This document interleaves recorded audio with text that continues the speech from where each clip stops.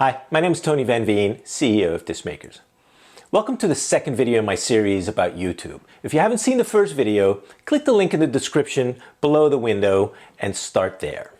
Last time I discussed that one of the reasons YouTube has gotten so huge is because it allows anyone to upload any content on the platform, what they call user-generated content, or UGC, even if the uploader doesn't own the rights to the content.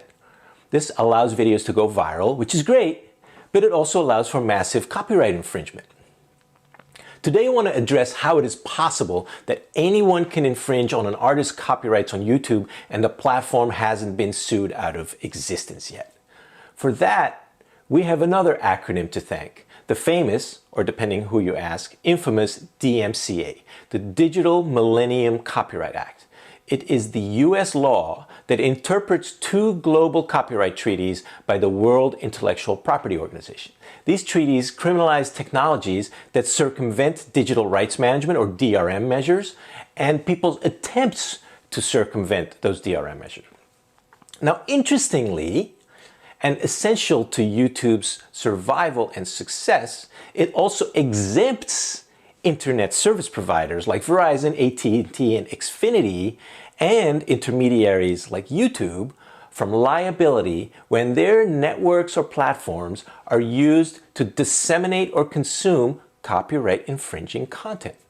The argument is that it is impossible for those platforms to police content flowing through their pipes, or certainly to police all of it, and that allowing access to digital content is of greater interest to the public than holding the large ISPs liable for infringing content.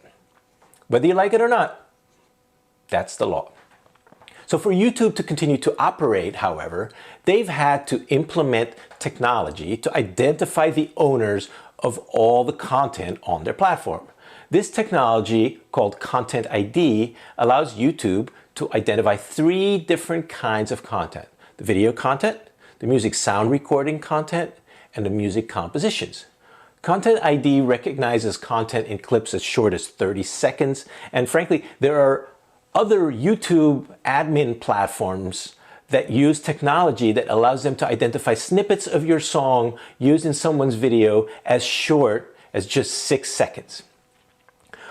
When Content ID identifies content that is owned by a third party, for example, music you own the rights to in someone else's video, it allows you to do one of two things: issue a takedown notice to get the infringing content removed, or monetize the content, which is ultimately what most content owners and certainly what most musicians end up doing.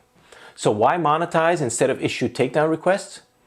Well, because taking content down from YouTube is like playing whack-a-mole with billions of users, each one of whom can upload anything they want, whether they own the rights to it or not.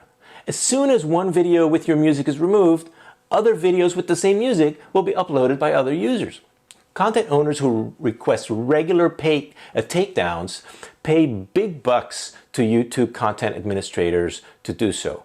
As an independent artist, you just don't have the budget to do this. Plus, why would you want to, really?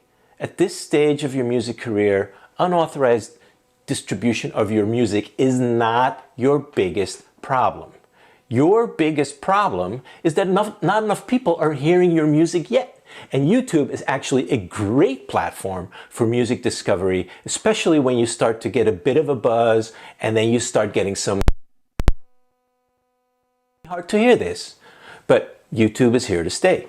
The copyright infringement on its platform is permitted, basically, and for all intents and purposes, it can't be stopped.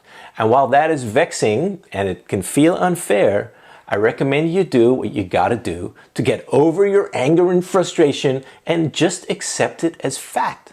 Some people will put your music on YouTube, even if you don't want it there. And for all practical purposes, you won't be able to stop it. It's like getting upset that it's been raining for 3 days straight. You could get angry over it. You want it to stop, but you can't change a thing about it. So what to do instead? Well, figure out how to best monetize your music on YouTube. And that, my friend, I will be tackling in my next video. and I hope to see you there.